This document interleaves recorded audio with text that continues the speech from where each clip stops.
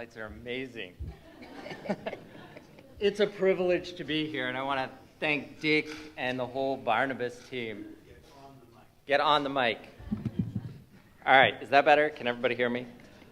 It's a privilege to be here. It's a privilege to be with you today, and I want to thank the whole Barnabas family.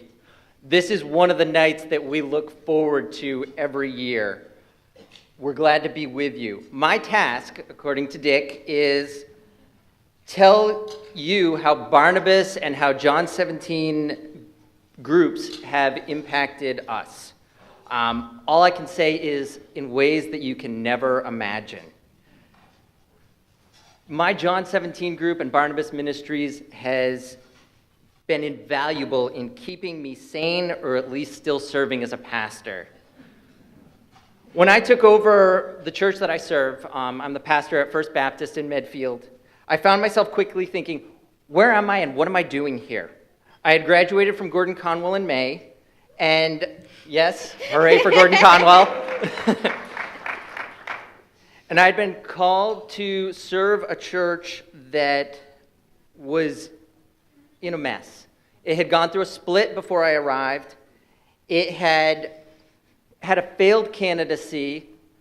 They called me because I was young, and I later found out because I was an evangelical, and they looked around the town and said, there's 3 people that are basically universalists. Let's go get an evangelical. There's a market segment. I didn't know that at the time. I took over from someone who was basically a Unitarian Universalist, and I came into a situation where I had a secretary that hated me, and that wasn't the top of it all.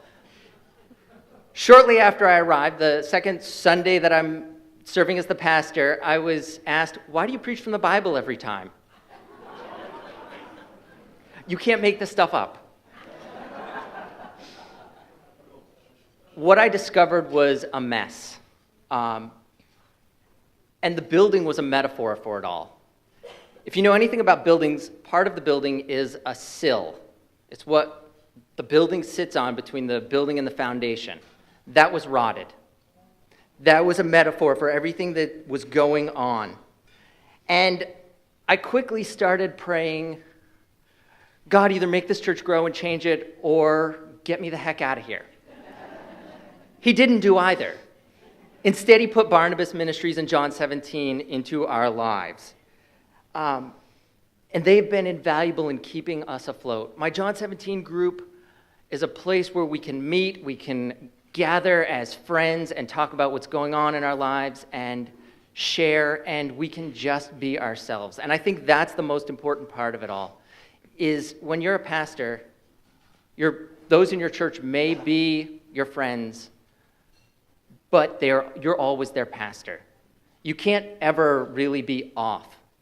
And that is one of the places where the John 17 group has been invaluable. They're, along with Veronique, they are my friends. They walk with me when I feel beat up, when I don't know what to do next, when I'm just in over my head. And for that, I cannot commend Barnabas Ministries enough. I connected with Barnabas Ministries right out of the gate. Shortly after I became the pastor, my minister and mentor had told me, get involved with John 17, and so I connected with them. And they have been invaluable in carrying me. Now, you may wonder, so what's going on at First Baptist now? God is moving. In small ways, you don't turn around a church that has completely lost the gospel overnight. It just doesn't happen. Think of it like an ocean liner. Some of these churches they have long, huge histories, and they don't flip overnight. But at the same time, God is doing stuff. We've done an amazing amount of work at the church, but even more than the physical, including finishing the sill, by the way, we discovered something pretty neat as we came to this summer. It's really been about a year since we had a battle among the core of the church about what the gospel is. And what that means is that our church actually has a foundation from which to work off, a foundation to reach into our community and seek to love and serve and bless our community and bring the gospel into it. That doesn't happen if John 17 groups and Barnabas Ministries is not keeping me alive. And so I want to say, Dick, everybody that helps make Barnabas possible, thank you.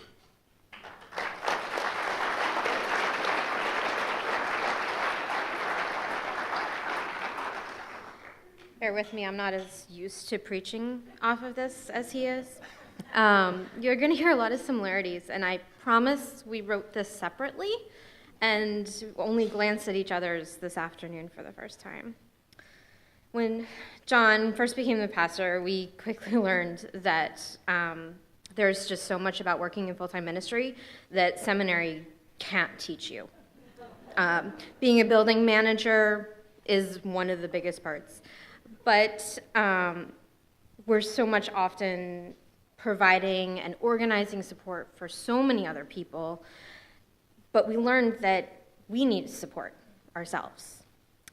I'm so grateful that John got connected with Barnabas Ministries and joined a John 17 group early on in his ministry. I remember one time early on, John Billowith, who was part of this for a very long time, came over to our house and sat with us just as a pastor would with parishioners. And I was explaining this to one of our parishioners and said, he's basically like our pastor. And it was sort of an eye-opening experience for her. Most parishioners don't think about the fact that pastors don't have pastors. They don't have somebody they can bring their problems to and talk things with if they're going through something or just need to vent or need to ask a question to. So that was a very interesting conversation to have. From the beginning, the John 17 meetings have been good meetings. We've had a lot of bad meetings in our church experience so far, our ministry experience.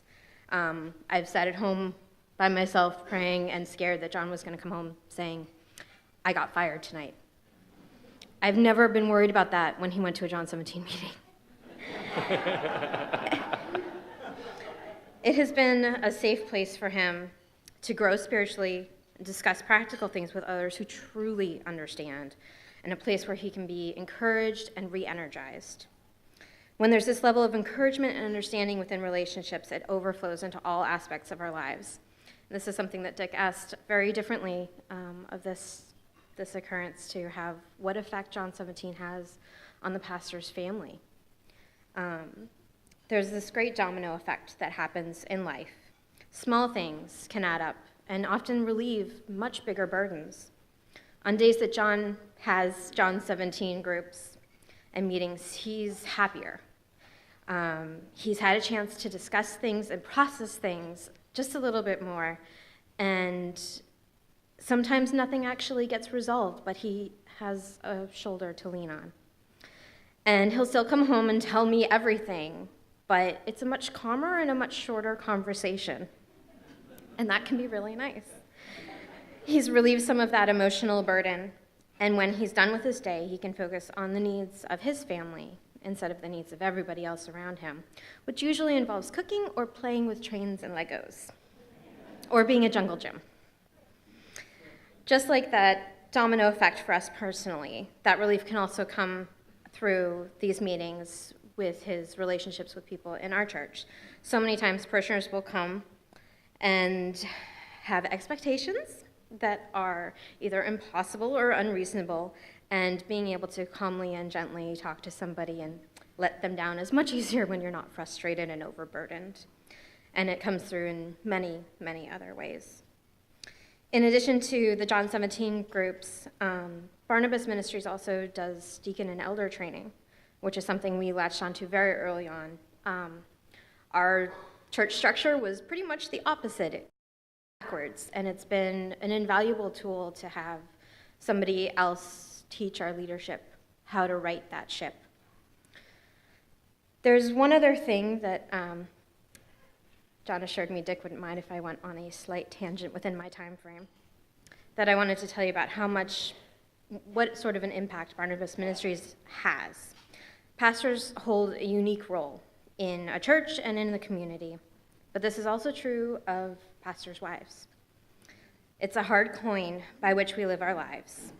There is one side that is loneliness, And there's the other side, which is the desire to be alone. And while those seem like opposites, this coin is constantly being turned over and over and over. New England churches have very small churches, and when you're one of 30 people, everything you do and say gets noticed. And you're usually, like myself, the only person in this role in your church. That aspect of it can be very lonely because no one else completely understands the life you lead. And I've had many, many people tell me, I don't understand your life, over and over. Also, because of who you are, you can often get bombarded and feel the need to just want your own space for a little bit. And once you get that space, you realize then that there's that loneliness again. Once you over and over, it turns. Well, I'm sure every pastor's family here understands this very well. For everyone else, I wanted to explain something a little bit further. In the Greek Orthodox Church, pastors' wives have a title, presbytera, and it essentially means female priest, which doesn't officially exist, but any pastor's wife knows it does. Practically, it does. We often know things about people. We need to keep strict confidentiality, just like a pastor. And people, even strangers, will unload all of their problems on you just because they find out you happen to have married a pastor. And they all want their bit of time with you and ask questions. I tell babysitters that it takes me longer to get downstairs after church to collect my children because for me to get out of the sanctuary is like swimming upstream. Pastors' wives are the best of both worlds for women especially. And don't misunderstand me. I truly enjoy being able to listen patiently, and I recognize that this is a gift that God has given me, and I love being able to try to use that gift to listen genuinely whenever I feel it's needed. I also love that people feel they can talk to me freely, and they appreciate my time and my advice. But we are buckets that get filled and rarely get emptied.